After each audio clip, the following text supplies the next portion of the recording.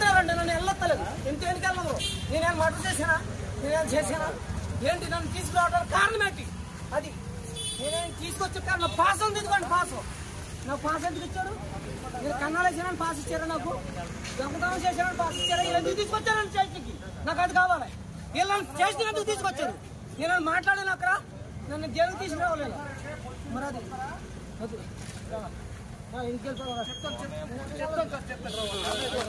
నాకు జీవితమే లేదు. కనీసం నాకు కాకపోయి హ్యాండిక్యాప్డ్గా కూడా ఉంటూ కూడా ఎంతో దీనమైన పరిస్థితుల్లో నా జీవితాన్ని ఏదైతే ముందుకు సాగిస్తున్నానో ఇదే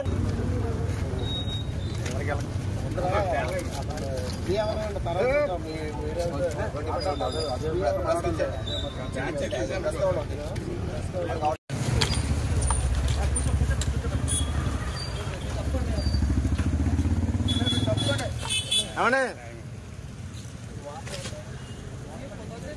మంత్రులు లేవు.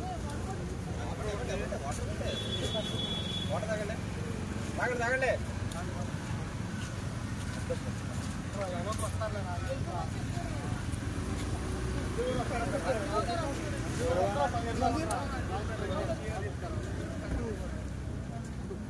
అవి మొహం ఇక్కడ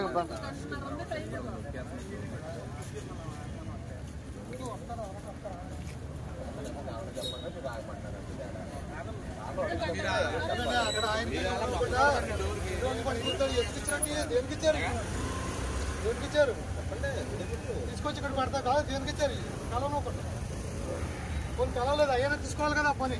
ఆ కాగితాలు తీసుకొచ్చాడు. అయ్యాన్ని తీసుకున్నారు పని. నేనేం చేశానన్నా? మీ విలేకరులు అందరూ చెప్తున్నాను, పార్టీకి సేవ చేసినందుకు నన్ను తీసుకొచ్చి పోలీస్ స్టేషన్ లో పెడతారా? నేను సర్వనాశనం అయిపోయాను. నన్ను పార్టీని నమ్ముకుని ఇవాళ జగన్ గారిని కలవనప్పుడు పోలీసు వాళ్ళు తీసుకొచ్చి నన్ను ఇది పెడతారా? నేను ధర్నా చేశానా? నేను ఎవరన్నా ఏమన్నా అన్నానా? నన్ను ఎందుకు తీసుకురావాలి అక్కడికి? ఏం తప్పు చేశానని? నా కాగితాలు ఇది నా ఉద్యోగం. నాకు ఉద్యోగం ఇప్పుడు రప్తే రాదు. వీళ్ళు ఇస్తారు ఈ పోలీసులు. ఈ పోలీసులు నాకు ఉద్యోగం ఇస్తారా? నేను 20 సంవత్సరాల నుంచి వెయ్యి చేతాను ఉద్యోగం కోసం. నేను కష్టపడి చెప్పాను వాళ్ళకి.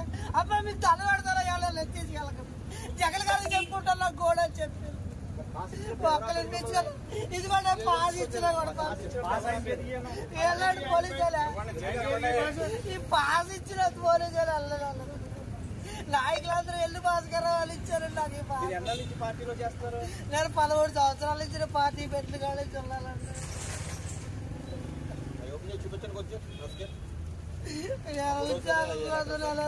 చెప్పుకున్నాను. ఇప్పుడు సంవత్సరాలు ఉద్యోగం రాదలే ఖాళీ రూపాయలు. నా జీవితంతో పోలీసులు ఆడుకున్నారండి. ఇలా వీళ్ళు ఎప్పుడు ఇలాగే చేస్తారండి. ప్రజల జీవితాలు నాశనం చేస్తారు.